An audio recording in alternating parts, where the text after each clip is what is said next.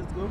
My name is Khohlisa Chemane, and this is KC Uncomfortable Conversations.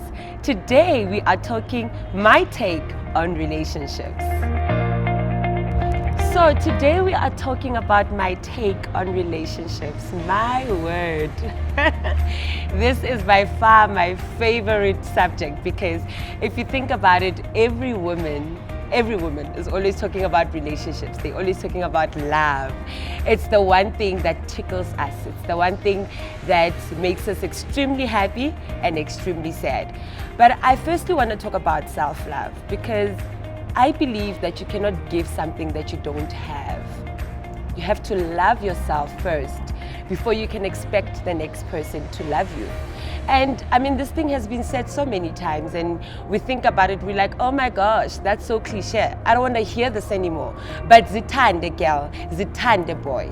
Because if you don't love yourself, you won't even know how you want to be loved.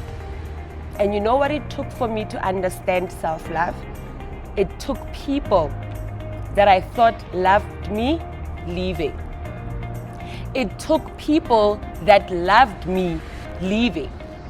It took rejection for me to be able to love myself. Because from day one, all I've ever known is to be loved. Love from my parents, love from my family, love from the community, love from everybody around me but myself. And if you think about it, growing up, nobody ever talks to us about loving thyself. You know, the other day my friend and I were talking to say, men seems to know the self-love more than women.